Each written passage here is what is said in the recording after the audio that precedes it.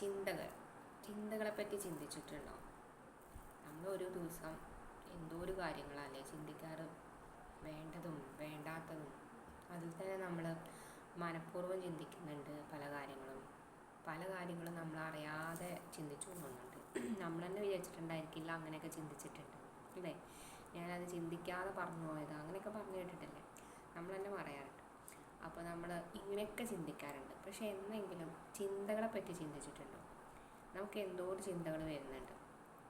അപ്പോൾ നമ്മൾ ഫസ്റ്റ് വീഡിയോയിൽ പറഞ്ഞു അല്ലേ, നമ്മൾ സെൽഫ് അനാലിസിസ് നടത്താം, നല്ല രീതിയിൽ നമ്മൾ ഹാപ്പി ആയിരിക്കണം. ഇതൊക്കെ പറയാൻ നല്ല എളുപ്പമാണ്. ഒരു മോട്ടിവേഷൻ നമ്മളിങ്ങനെ ഏതെങ്കിലും യൂട്യൂബ് ചാനലിലോ അങ്ങനെയൊക്കെ കണ്ടു കഴിഞ്ഞാൽ നമ്മൾ കുറച്ച് നേരത്തേക്ക് നല്ല പവറായിട്ടിരിക്കും അല്ലേ? കുറച്ച് കഴിഞ്ഞാൽ നമ്മൾ ഇങ്ങനെ ഡൗൺ ആയിക്കൊണ്ടിരിക്കും.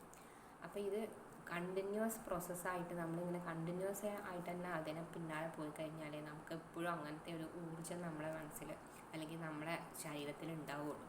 മനസ്സിലും ശരീരത്തിലും ഒരുപോലെ തന്നെ നമ്മളെന്താണ് ആക്റ്റീവാണ്. നമ്മൾ കാര്യങ്ങളൊക്കെ ചെയ്യുമ്പം അതിൻ്റേതായിട്ടുള്ള ആ ആക്റ്റീവ്നെസ് കാണുകയും വേണം. അതെങ്ങനെയാണ്? അപ്പോൾ ഫസ്റ്റ് ഓഫ് ഓൾ നമ്മൾ ആദ്യം തന്നെ നമ്മളെയാണ് അനാലിസിസ് നടത്തേണ്ടതെന്നൊക്കെ പറഞ്ഞു. അതിൽ നമ്മൾ തെറ്റുകളൊക്കെ മനസ്സിലാക്കി. പക്ഷേ ഇതിൻ്റെ എല്ലാ മൂലാധാരം എന്ന് പറയുന്ന സംഭവം നമ്മുടെ ചിന്തയാണ് അല്ലേ? ഭഗവത്ഗീതയിൽ ശ്രീകൃഷ്ണൻ തന്നെ പറഞ്ഞിട്ടുണ്ട്. എന്താ പറഞ്ഞിട്ടുള്ളത്? ചിന്തകളാണ്, നിൻ്റെ ചിന്ത മാറ്റൂ എന്നെങ്കിൽ എല്ലാം ശരിയാവുന്നതാണ്. നമ്മുടെ ചിന്തയാണ് എന്ത് ചെയ്യുന്നത്? നമ്മുടെ ഫ്യൂച്ചർ തന്നെ ഡിസൈഡ് ചെയ്യണത്. അത് പറഞ്ഞു കഴിഞ്ഞാൽ നമ്മൾ അത് അംഗീകരിക്കില്ല. പക്ഷെ സത്യം അതാണ്. നമ്മളെന്താണോ ചിന്തിക്കുന്നത് അത് തന്നെയായി മാറുകയാണ്. നമ്മളെ സബ് മൈൻഡിൽ അത് പതിയും. അത് പിന്നീട് ഭാവിയിൽ നമുക്ക് തന്നെ അത് ഹേതുവായി മാറുകയാണ് നമ്മുടെ ചിന്തകൾ. അപ്പോൾ നല്ല ചിന്തകൾ നമ്മളെ മനസ്സിലേക്ക് വരണം. അതിന് നമ്മൾ എന്ത് ചെയ്യണം?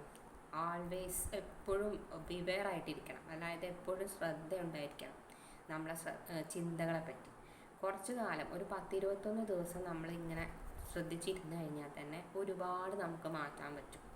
അതായത് ഇപ്പോൾ ഒരു എക്സാമ്പിൾ പറഞ്ഞു കഴിഞ്ഞാൽ ഒരു സ്കൂളിൽ തന്നെ എടുക്കാം. ഒരു ക്ലാസ് റൂം, അവിടെ ഒരു ടീച്ചറുണ്ട്, കുറച്ച് കുട്ടികളുണ്ട്. അപ്പോൾ ആ കുട്ടികളോട് ടീച്ചർ അവിടെ നിൽക്കുമ്പോൾ അല്ലെങ്കിൽ ടീച്ചറുടെ സാന്നിധ്യം ഉണ്ടാകുമ്പോൾ ആ കുട്ടികൾ നല്ല അച്ചടക്കമുള്ള കുട്ടികളായിരിക്കും.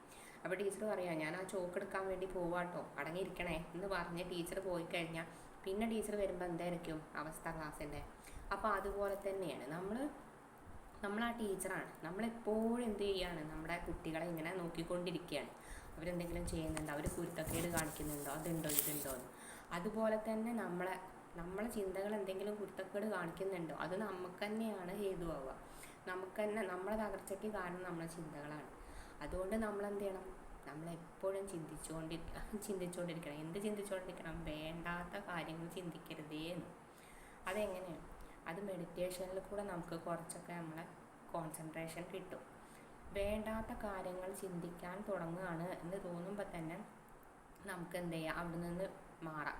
നമ്മളെ ഫ്യൂച്ചർ കാര്യങ്ങൾ നമുക്ക് എന്താവണം, നമുക്ക് ഒരുപാട് ലക്ഷ്യങ്ങളുണ്ടാവും, അതിനെപ്പറ്റിയൊക്കെ ചിന്തിക്കാം. പിന്നെ നമുക്ക് എങ്ങനെ ഡൈവേർട്ട് ചെയ്യാം ഈ ചിന്തകളെ? വേണ്ടാത്ത ചിന്തകളിലേക്കാണ് നമ്മുടെ ചിന്ത പോകുന്നത് എന്നുണ്ടെങ്കിൽ അവിടുന്ന് നമ്മൾ ഡൈവേർഷൻ വേറൊരു രീതിയിൽ നടത്താം.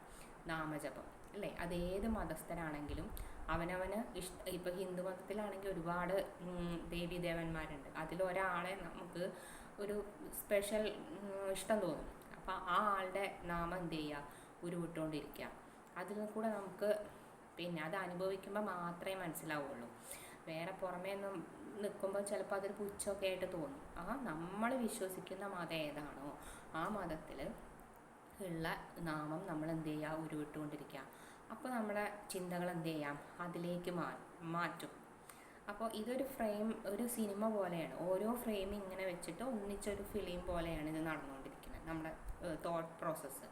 അപ്പോൾ ആ ഓരോ ഫ്രെയിമും നല്ല വൃത്തിയായി നല്ല രീതിയിൽ കൊണ്ടു നടക്കുമ്പോൾ നമുക്ക് എന്ത് ചെയ്യും? അതിനൊരു നല്ല ഒരു സിനിമയായിട്ട് നമുക്ക് അങ്ങ് പബ്ലിഷ് ചെയ്യാം അല്ലേ? അപ്പോൾ നമ്മുടെ ബ്രെയിനിലും എന്ത് ചെയ്യും? നല്ല രീതിയിലുള്ള ഒരു സംഭവങ്ങളൊക്കെ നടക്കും. അത് ശരീരത്തിലും കാണും അല്ലേ? അപ്പോൾ നമുക്ക് ഹെൽത്തി ആയിട്ടിരിക്കാനും പറ്റും. മൈൻഡ് എപ്പോഴാണോ ഹെൽത്തി ആയിട്ടിരിക്കുന്നത് അപ്പോഴേ നമ്മുടെ ശരീരം എന്ത് ചെയ്യുള്ളൂ?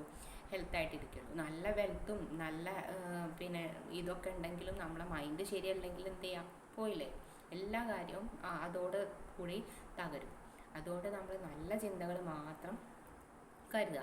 അത് നമ്മളിൽ തന്നെ ഉണ്ട് അല്ലേ? നല്ല രീതിയിൽ നമ്മൾ നമ്മളെ തന്നെ ഒബ്സർവ് ചെയ്ത് നമ്മുടെ ചിന്തകളെ തന്നെ നോക്കിയിരുന്നാൽ നിങ്ങൾക്ക് മനസ്സിലാവും ആ എല്ലാത്തിൻ്റെയും സൊല്യൂഷൻ. ഏത് ക്വസ്റ്റ്യൻ്റെ സൊല്യൂഷനും അത് നമ്മളിൽ തന്നെ ഉണ്ട്. നമ്മൾ വേറൊരാളെ അന്വേഷിച്ച് പോകേണ്ട ആവശ്യമില്ല. അതെങ്ങനെയെങ്കിലും ഏതെങ്കിലും രൂപത്തിൽ നമ്മളെ മുന്നിലേക്ക് അത് എത്തിക്കും, നമ്മളെ വിശ്വസിക്കുന്ന ആ ദൈവം. അല്ലാതെ ദൈവം ഉടലോടുകൂടി നമ്മൾ വിശ്വസിക്കുന്ന ആ രൂപത്തോടു കൂടി നമ്മളെ മുന്നിലേക്ക് വന്ന് അതിൻ്റെ ആൻസർ പറയുന്നോ നമ്മളെ രക്ഷിക്കുന്നോ അങ്ങനെയൊന്നുമില്ല.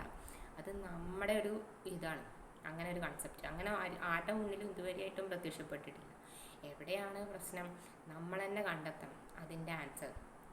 അപ്പോൾ അതിന് ഞാനൊരു കഥ പറഞ്ഞുതരാം. അതായത് ഒരിക്കലൊരു അമ്പലത്തിൻ്റെ മുന്നിൽ സ്ഥിരം ഒരു ഭിക്ഷക്കാരനുണ്ടായിരുന്നു. അപ്പം ഇയാൾ ഒരുപാട് വർഷങ്ങളായിട്ട് ആ അമ്പലത്തിൻ്റെ മുന്നിൽ എന്ത് ചെയ്തുകൊണ്ടിരിക്കുകയാണ്, ഇങ്ങനെ ഭിക്ഷ അയച്ചുകൊണ്ടിരിക്കുകയാണ്. അങ്ങനെ ഒരു ദിവസം അയാൾ മരിക്കാനിടയായി. അപ്പോൾ നാട്ടുകാരൊക്കെ എന്ത് ചെയ്യുക, ആ കർമ്മങ്ങളൊക്കെ ചെയ്ത് ഇങ്ങനെ നിന്നപ്പം അയാളുടെ ആ ബോക്സ് ഉണ്ടായിരുന്നു. അതായത് ഒരു ബോക്സിനകത്തേക്കാണ് നമ്മൾ ഭിക്ഷ ഇടുന്നത്. അപ്പം ആ ബോക്സ് തുറന്നു നോക്കിയപ്പോൾ നാട്ടുകാരൊക്കെ ആ ബോക്സ് തുറന്നു നോക്കി. അപ്പോൾ അതിൽ ലക്ഷക്കണക്കിന് രൂപ ഉണ്ടായിരുന്നു. ഇയാൾ എന്ത് ചെയ്യണില്ല, ഇതൊന്നും നോക്കണില്ല. എത്രയാണ് ഇയാൾക്ക് കിട്ടുന്നതെന്നുണ്ടെങ്കിൽ അതിൽ നിന്ന് അന്നത്തെ ഭക്ഷണത്തിനുള്ള കാശ് മാത്രം എടുക്കുന്നു, ബാക്കി എത്ര ഉണ്ട് എന്നും പോലും നോക്കുന്നില്ല. അയാൾ എന്ത് ചെയ്തുകൊണ്ടിരിക്കുക, വീണ്ടും വീണ്ടും ഭിക്ഷ അയച്ച് ലാസ്റ്റ് എന്തായി, അയാൾ മരിച്ചു. അപ്പം മരിച്ചതും വളരെ കഷ്ടം അനുഭവിച്ചിട്ടാണ് മരിച്ചത്. അപ്പോൾ ഇതെന്താണ്? ഇത് നമ്മളെ മൈൻഡാണ്. ആ ഭിക്ഷക്കാരൻ ഒരിക്കൽ പോലും അത് എണ്ണി നോക്കിയില്ല, എത്ര ഉണ്ട്, എനിക്ക് ഇത്ര ഇതുവരെയുള്ള സമ്പാദ്യം എത്ര ഉണ്ട് എന്നൊന്നും ആ ഭിക്ഷക്കാരൻ എന്ത് ചെയ്തില്ല, നോക്കിയില്ല. അതുകൊണ്ട് അദ്ദേഹത്തിന് എന്തായി, മരിക്കേണ്ടി വന്നപ്പോഴും വളരെ കഷ്ടത അനുഭവിച്ചു, വളരെ ദാരിദ്ര്യത്തിൽ മരിക്കേണ്ടി വന്നു. അത് ആരുടെ കുറ്റാണ്? അത് ദൈവത്തിന് പഴിവാരാൻ പറ്റുമോ? സമൂഹത്തിന് പഴിവാരാൻ പറ്റുമോ? ഇല്ല. അത് അദ്ദേഹത്തിൻ്റെ മാത്രം കുറ്റാണ്. അതുപോലെ തന്നെ ആ ഭിക്ഷക്കാരൻ്റെ ബോക്സ് പോലെ തന്നെയാണ് നമ്മുടെ മനസ്സും.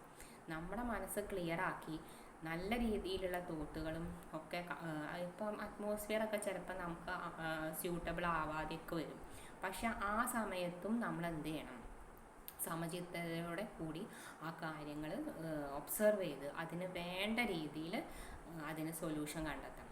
അല്ലാതെ അങ്ങ് എടുത്ത് ചാടി അങ്ങ് ദേഷ്യപ്പെട്ട് അങ്ങനെയൊക്കെ ചെയ്യുന്നതിലൂടെ നമ്മളെ മനസ്സും അതുപോലെ നമ്മുടെ ശരീരവും എല്ലാമാണ് തകരാൻ പോകുന്നത്. ആ എതിർഭാഗത്ത് നിൽക്കുന്ന ആ വ്യക്തിക്ക് ഒന്നും തകരാനില്ല. നമ്മൾ വിചാരിക്കും അവരങ്ങനെ കാട്ടിയിട്ടല്ലേ ഞാനിങ്ങനെ കാണിച്ചത്, ഞാൻ അങ്ങനെ പറഞ്ഞത്.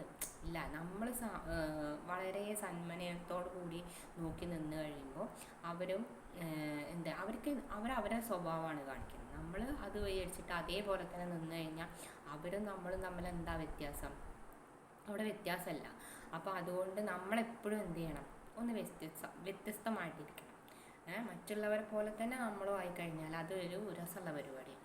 അപ്പോൾ എന്താണ്, ഇപ്പം അപ്പുറത്തെ വീട്ടിൽ ഒരു കറി വെച്ചു, നമ്മളും അത് തന്നെ വെച്ച് കഴിഞ്ഞാൽ അതിൽ വലിയ കാര്യമുണ്ടോ? ഇപ്പം കറി ഒരു എക്സാമ്പിൾ പറഞ്ഞതാണ്, അതിനെപ്പറ്റി ഞാൻ പിന്നെ പറഞ്ഞുതരാം കേട്ടോ.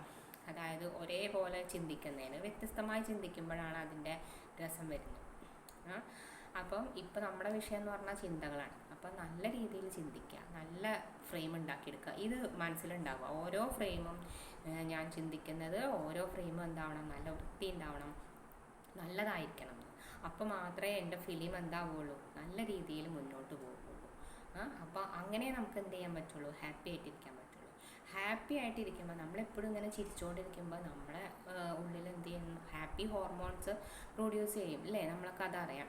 അപ്പോൾ ആ ഹാപ്പി ഹോർമോൺസിനെ ഇങ്ങോട്ട് വലിച്ചെടുക്കുക, അല്ലാതെ എന്ത് വരില്ല. അങ്ങനെ എപ്പോഴും ഹാപ്പി ഒന്നും ആയിട്ട് ആരും ഇരിക്കില്ല. അങ്ങനെ ഒരു ഇതില്ല. കുറേ കാശുണ്ടായി കഴിഞ്ഞാൽ ഹാപ്പി ആവുമെന്നോ, അല്ലെങ്കിൽ അത് കിട്ടിയാൽ ഹാപ്പി ആവും. അത് കിട്ടിക്കഴിഞ്ഞാൽ നമ്മൾ എന്ത് ചെയ്യും, അതിൻ്റെ അപ്പുറത്തേക്ക് നോക്കാൻ നമ്മുടെ സ്വഭാവം അങ്ങനെയാണ്. അപ്പോൾ അങ്ങനെയൊന്നും ആകാതെ കിട്ടിയതിൽ സംതൃപ്തിയായിട്ട് നമ്മൾ എന്ത് ചെയ്യുക, ഹാപ്പി ആയിട്ടിരിക്കുക. അപ്പോൾ ചിന്തകളെ നന്നായി ശ്രദ്ധിക്കുക. ആ ടീച്ചർ കുട്ടികളെ നോക്കുന്ന പോലെ തന്നെ ഞാനിപ്പോൾ എന്താണ് ചിന്തിക്കുന്നത് എന്നുള്ളത്, ഇത് എനിക്ക് ദോഷമാണോ അതോ എനിക്ക് ഇത് വിപത്ത് ഉണ്ടാക്കുമോ എന്ന് നല്ല രീതിയിൽ ചിന്തിച്ചുകൊണ്ട് മുന്നോട്ട് പോവുക. ഇത് വെറുതെ പറഞ്ഞല്ല, ഞാൻ എൻ്റെ എക്സ്പീരിയൻസ് കൊണ്ട് പറയുന്നതാണ്. ചിന്തകളെ ശ്രദ്ധിക്കുക. ഇത് ചിന്തിക്കുന്നത് എനിക്ക് നല്ലതിനാണോ ചീത്തതിനാണോ?